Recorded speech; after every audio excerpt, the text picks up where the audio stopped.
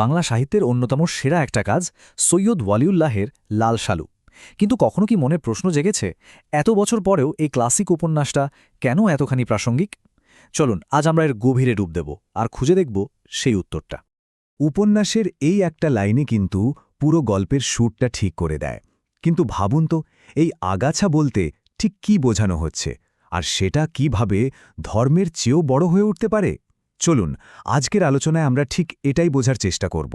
তবে হ্যাঁ, লাল সালু নিয়ে গভীরে ঢোকার আগে চলুন একদম গোড়ার একটা প্রশ্ন নিয়ে ভাবা যাক। আচ্ছা, এই যে আমরা উপন্যাস পড়ি, এই উপন্যাস জিনিসটা আসলে কি? সোজা কথায় বলতে গেলে উপন্যাস হচ্ছে গদ্যে লেখা একটা সাজানো গল্প, যেটা আমাদের বাস্তব জীবনেরই একটা আয়নার মতো। এটা এমন একটা আর্ট ফর্ম যা কিনা কাল্পনিক চরিত্রদের মাধ্যমে আমাদের নিজেদেরই জীবনের আনন্দ বেদনা, চাওয়া পাওয়া আর ভেতরের দ্বন্দ্বগুলোর সামনে এনে দাঁড় করিয়ে দেয়। তো একটা ভালো উপন্যাস বানাতে গেলে এই 5টা জিনিস কিন্তু লাগেই। প্রথমত, একটা লম্বা গল্প থাকতে হবে যার কেন্দ্রে থাকবে মানুষের সুখ দুঃখ। তারপর লাগবে কিছু জীবন্ত চরিত্র, যাদের কাজই গল্পটাকে সামনে এগিয়ে নিয়ে যাবে। অবশ্যই একটা ওয়েল প্ল্যান্ড প্লট থাকতে হবে, যেটা সত্যি সত্যি বাস্তব জীবনকে রিফ্লেক্ট করে। আর পুরো জিনিসটা লেখা হবে গদ্যে, মানে আমাদের প্রতিদিনের মুখের ভাষায়। আর সবশেষে এই সব কিছু মিলে আমাদের জীবন নিয়ে গভীর কোনো সত্যের মুখোমুখি করবে। তো উপন্যাস কি তা তো বুঝলাম। এবার চলুন একটু পেছনে ফিরে তাকাই, দেখি বাংলা ভাষায় এই শক্তিশালী মাধ্যমটার জন্ম আর বিকাশ কিভাবে হলো। বাংলা উপন্যাসের জার্নিটা কিন্তু বেশ ইন্টারেস্টিং। শুরুটা হয়েছিল ফোর্ট উইলিয়াম কলেজ থেকে, যেখানে বাংলা গদ্যের ভিত্তি তৈরি হয়। এরপর আলালের ঘরের দুলালে এসে আমরা প্রথম উপন্যাসের মতো কিছু একটা দেখতে পাই।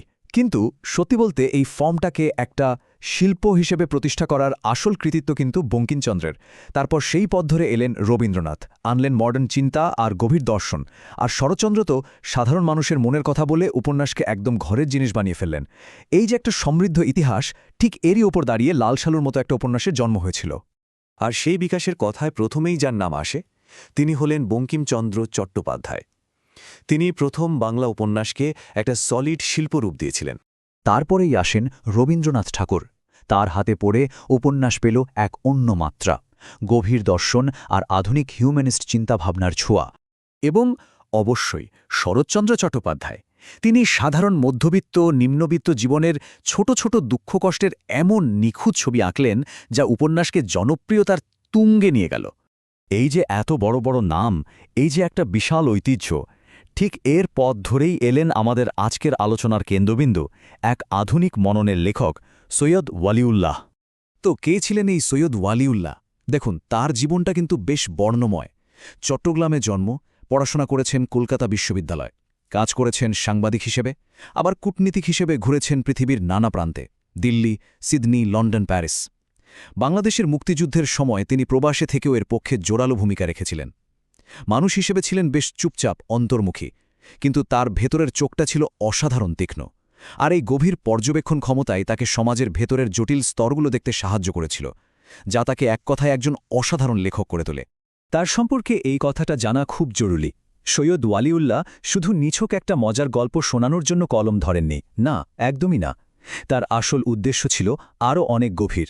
তিনি চেয়েছিলেন মানব জীবনের যে মৌলিক সমস্যাগুলো আছে সেগুলোকে একদম পাঠকের চোখের সামনে তুলে ধরতে, ভাবতে বাধ্য করতে।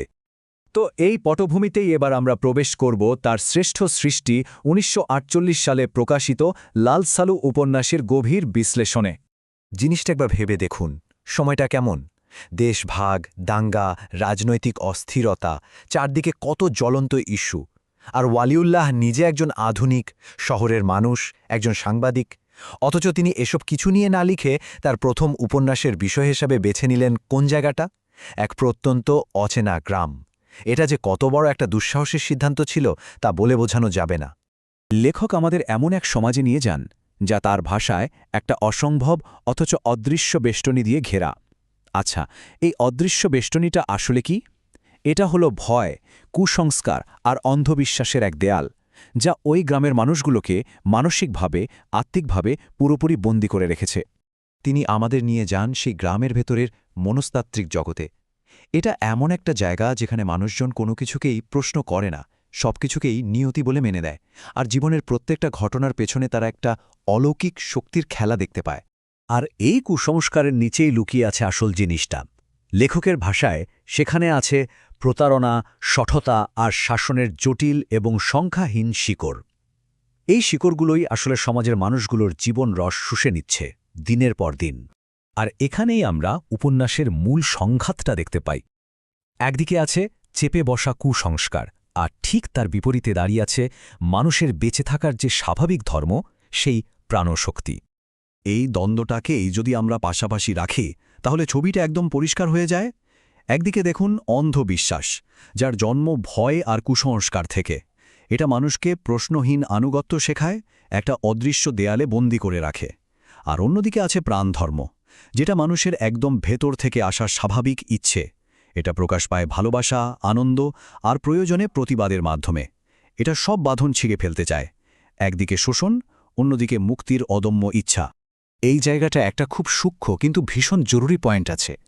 আমাদের মনে রাখতে হবে, ওয়ালিউল্লাহর আক্রমণের লক্ষ্য কিন্তু ধর্ম ছিল না, একদমই না। তার লক্ষ্য ছিল ধর্মের চারপাশে আগাছার মতো জন্মানো যে কুসংস্কার, যে অন্ধবিশ্বাস, সেটা।